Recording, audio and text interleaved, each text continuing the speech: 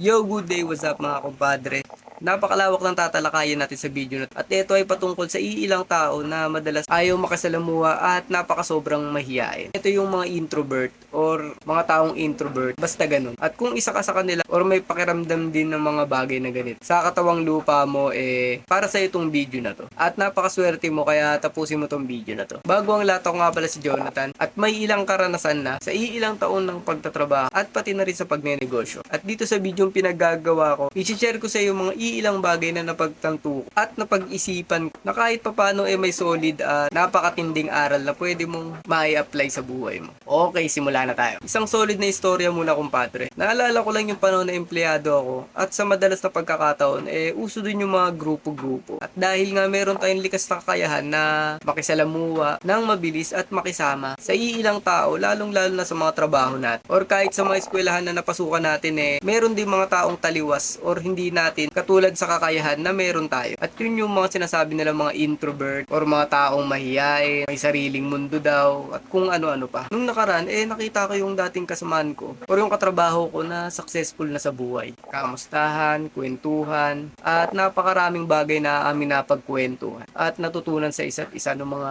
araw na yon. At sa kabilang banda, napaisip ako at napagtanto nung oras na nagkikwentuhan na may iilang mga abilidad pala na meron sila na wala tayong mga extrovert. At ito yung mga bagay na natutunan ko base dun sa mga napagkwentuhan namin nung oras na yon. Unang-una na dito ay yung motivated kahit solo lang sila. Sila yung mga taong productive kahit solo lang sila. Sila yung mga taong kaya nilang gawin yung mga bagay na gusto nila nang hindi nila masyadong iniisip yung mga sasabihin ng mga ibang tao. Dahil nga, sanay kasi silang mapag-isa or dun sila mas komportable kapag may mga bagay na gusto silang gawin. Sila yung mga tipo ng tao na kaya nilang gawin yung mga bagay na kailangan nilang gawin, makapag-focus sila nang hindi nila iniisip yung sasabihin ng mga iilang tao na nakapalibot sa kanila. Ang lupit nun mga kumpadre, kasi hindi lahat kaya gawin yung mga ganun. Yung tipong kaya mong gumalaw o kaya mong asikasuhin yung mga bagay na kailangan mong gawin nang hindi ka dumidepende sa kasamahan, hindi mo kailangan ng kasama.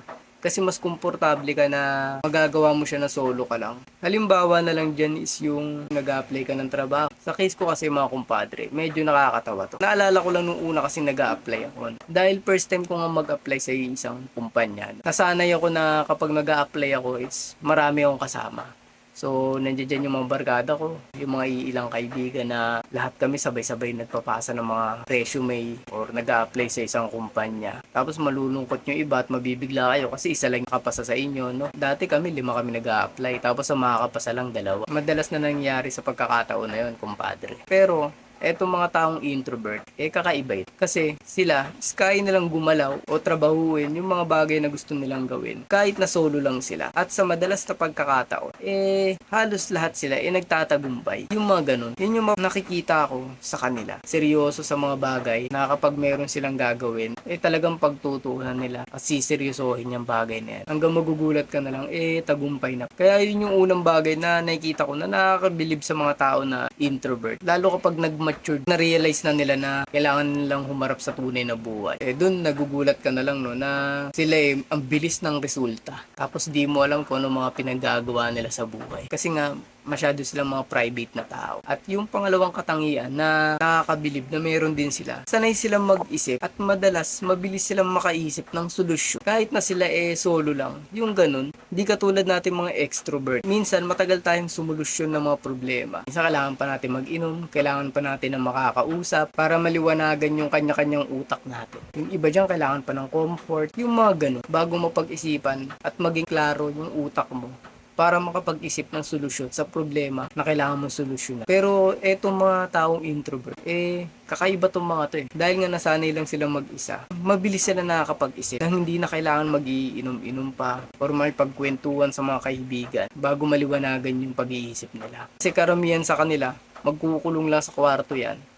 Tapos, paglabas ng kwarto niyan, may solusyon na yan. Doon tayo talo mga extrovert. Dahil komportable nga silang lagi sila nagsosolo. Doon mas motivated silang trabahuhin yung mga dapat nilang trabaho. At mas focus sila sa mga bagay na yun. Mahiyain sila. Pero sa madalas na pagkakataon, sila yung palaging magaling or yung laging nangunguna sa kung anumang aktibidad na meron sila ngayon. Yung mga ganun. Kahit sa trabaho mo ngayon, may mga ganyan kang katrabaho or mga kasamahan na madalas pa ngayon na pag-uusapan kasi sila yung mga taong parang may sariling mundo at di masyado nakikisama. Pero di ba napapansin mo yun? Dahil sa sobrang seryoso nga nila, no? Pati sa mga bagay o mga trabahong meron sila, sobrang seryoso din nila. Kaya parang ang bilis-bilis ng resulta nila. Kapag kinumpara mo sa resulta, atin kasi yung mga extrovert, medyo dyan tayo nahihirapan. Kasi sa madalas na pagkakataon at karamihan sa atin, iniisip natin yung mga sinasabi ng mga taong mga nakapaligid sa atin. At minsan natatakot tayo kasi pag may mga bagay na gusto tayong gawin at tingin mo parang mali sa paningin nila, natatakot ka na husgahan ka. Unlike sa mga introvert, wala silang pakialam. Ginagawa lang nila ng maayos yung mga bagay na gusto nilang gawin. Samantalang tayo mga extrovert,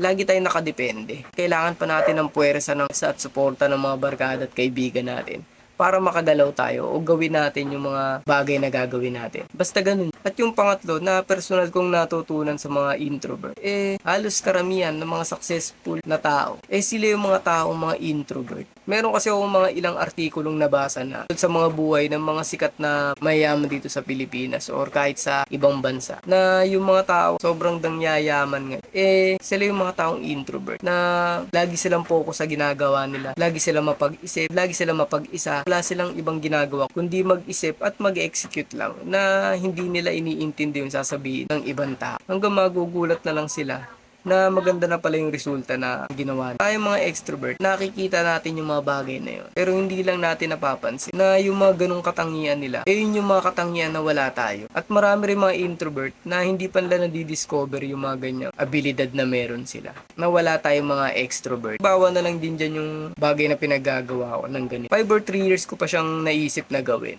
Pero wala kasi akong lakas ng loob na gawin itong mga gantong bagay. Dahil naiilang at medyo natatakot ako na baka kung ano yung sabihin sa akin ng mga kaibigan ko. Dahil iba kasi yung personalidad ko sa nakikita nila kapag ka magkakasama kami. Pero minsan darating ka kasi sa point na minsan may gusto kang gawin at gusto mo rin baguhin sa sarili mo na kailangan mo nang umpisahan regardless kung ano man sabihin nila. Yun yung napaka-solid na naramdaman ko nung sa mga ilang araw at maging sa oras na to na every time na pinopost ko tong mga video na to, wala na akong pakialam sa mga pinagsasabi nila. At iba rin pala yung feeling ng ganito na kahit wala kang trabaho at ilang araw kang tambay sa bahay, feeling mo napaka-productive mo pa rin. Kaya medyo naihambing ko yung sitwasyon ko ngayon sa mga taong introvert na talaga naman din nakakabilib sa mga tao na to. Yan yung tatlong napansin ko at bumilib ako sa mga abilidad ng mga tao na to na madalas hindi nila nakikita at napanghihinaan sila ng loob. Pero ako, naobserbahan ko itong mga bagay-bagay at nasaksihan yung mga abilidad na hindi natin napapansin at kahit mismo sila hindi rin nila napapansin